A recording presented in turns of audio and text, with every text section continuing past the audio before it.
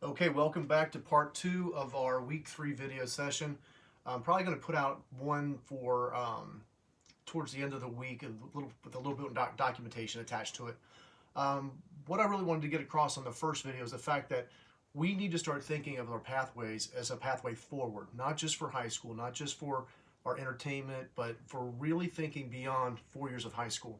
And there's two things that I use constantly. I use reference and resource lists, which I really do just handwrite stuff out when I have a thought, or if I look up a website, I try to make sure I save the link.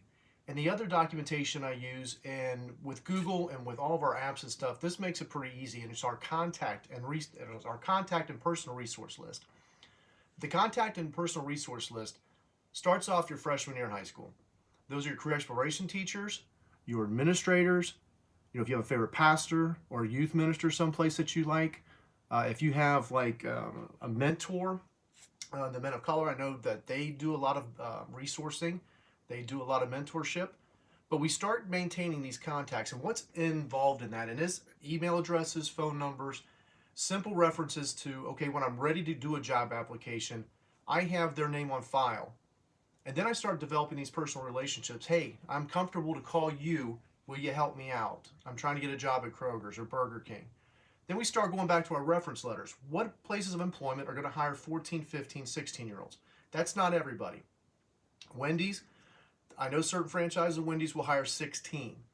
Burger King, some of their franchisees, they start down at 14. I know Kroger's, you can start working in a lot at 14. So you start writing these things down. Kroger's, yes, I'm going to look this up. Find the website. And then another one that I want you to put down on your references side is www.job.careersdisney.com.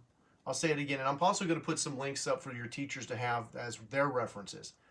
But the Disney Careers website absolutely will show you jobs around the world, lots of different opportunities. Singapore, France, a lot of places in the United States. Believe it or not, there's a Disney studio in Pittsburgh, Pennsylvania, where they do animation. Then they have links to like Pixar, if that's what you like. If you like to compose music, Full Sail University down in Orlando works with Disney as well. So these are the kind of things that I write down for my students for all the pathways. I have files for my automotive pathways. I have, matter of fact, we just did a video for my kids at Ponens on the automotive pathway. And if that's something that you guys would like to watch, please let your teachers know so they can get in contact with me. Again, there's our contact references. So we have all of these materials at our hands. Why not use them? We do have access to Virtual Job Shadow, which uses the job research site called Indeed.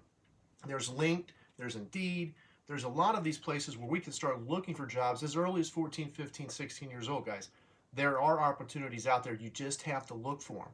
Then you have to maintain your contacts with your teachers, with your mentors, and then we're going to start getting into your letters of intent. I intend to go to this pathway. My intent is to introduce myself to you, Kroger boss, and sometimes most of it now is obviously online. But I want to get you used to the idea of just doing it first. So your references and resources are on one side, and you're handwriting or you're documenting all these websites, all of these critical things that you want to research and develop a plan for, and then your contact and personal resource, which are all your mentors and teachers. We started developing a plan like that, and then when you do get an opportunity like applying for a Kroger's or applying for a Burger King or wherever you find the job, then you have all of your information ready to go and you're not sitting on the job. The worst thing you can do is when a job pops up is sit on it. And then the third thing is knowing how to fill out your Ohio work permit. I'm going to try and put the link up from the Ohio Department of Education where they actually have the work permits online. So we'll try to make sure that you guys have the link that out as well. Remember, guys, we want to get ahead of the game because life is a competition, and I want you to play to win. Part 2, out.